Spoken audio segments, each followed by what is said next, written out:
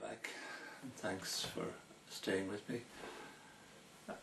Today I thought we might just dwell a little on the whole area of creativity. And this is touched on quite a lot in the Grand Design books with Shabaka, and the whole idea, you know, of people being here on Earth. And one of the things about being on Earth, of course, is that we have to live. You see, we have to do things. We need money and so on. And we can't just go from day to day and from year to year and sit around and do nothing. Well, we can, I suppose, but in a way it's difficult, even from the point of view of having food to eat and so on, and shelter. So we, generally speaking, need to find something to do with our time, something that will bring us in money so that we can live, etc.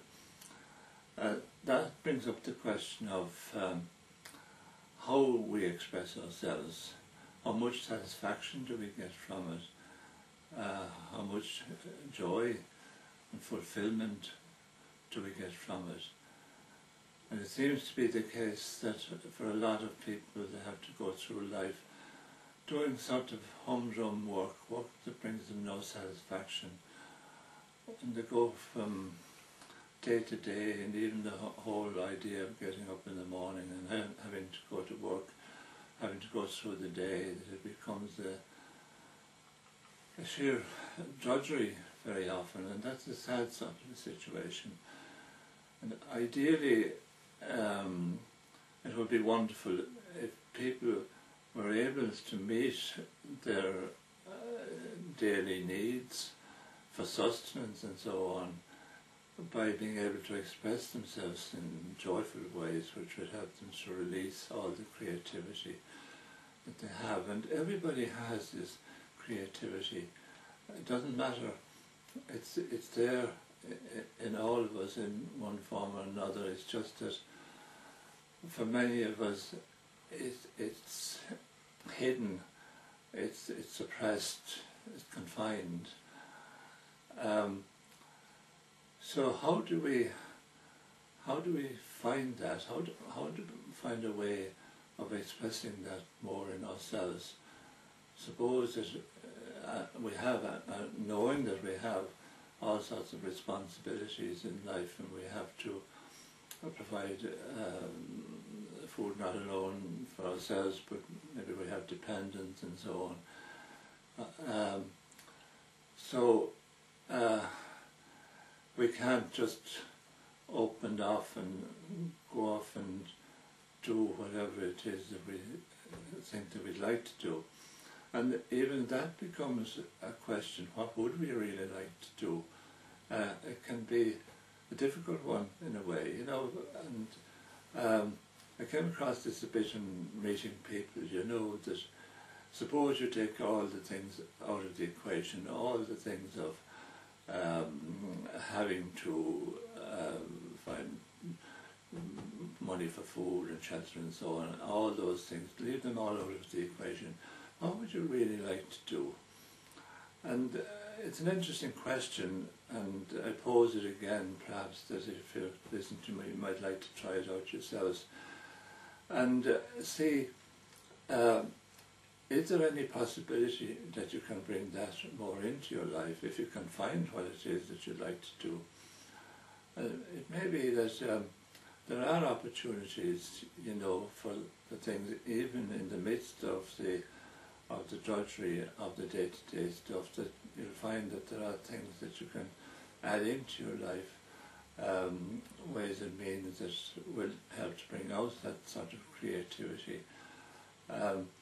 It's a wonderful thing when people do find that, and they can combine it, like they can find the way of life, the way of being that really appeals to them, that they love getting up in the morning, and they love going to work or wherever the work happens to be. They love the activity that they're engaged in.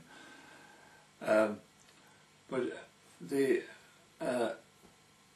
if one what of course what always comes back with in working with Shabaka and the whole notion of it is that if we can do the exercise of looking at ourselves in that way and seeing what we really enjoy, and we want to bring that more into our lives, that then if we could identify that, and no matter how impossible it may seem to be at the present time, don't exclude it.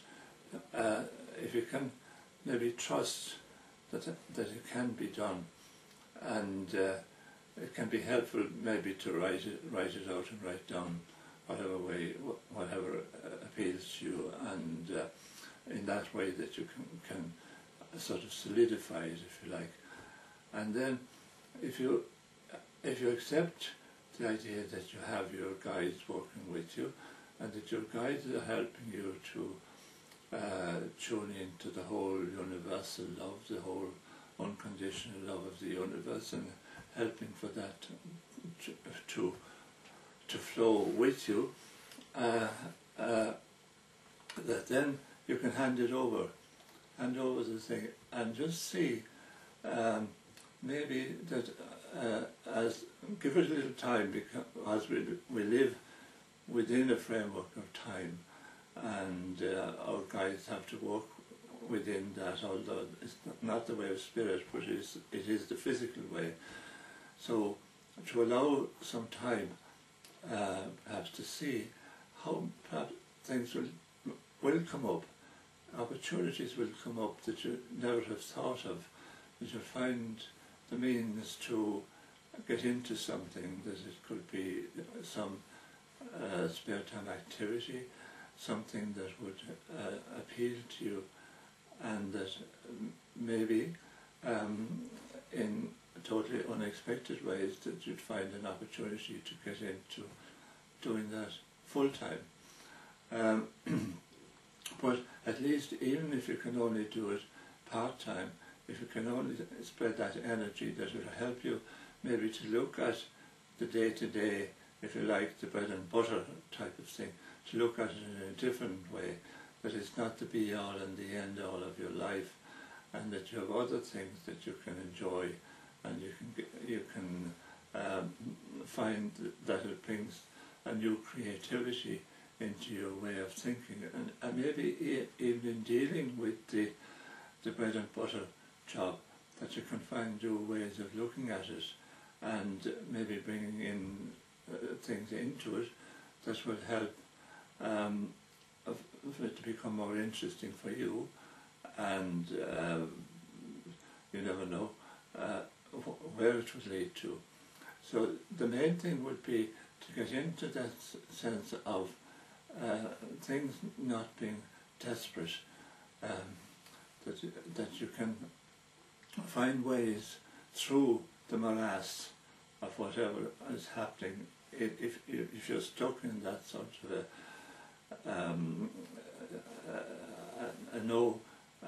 a nothing type of existence, in that way that you can move yourself out of it, and that you have that help available to you, that we're not here to suffer, really. That's not the way it's intended to be. Ideally we are here to enjoy ourselves, and that makes it sound a bit far-fetched sometimes, but we can be helped. And I just offer this to you maybe as a way to look at things, that you can feel that there is hope, and that there's always hope, and that then you can look forward to each day maybe, and not feel that it's one more day of having to get through things. So thanks again for listening, and bye for now.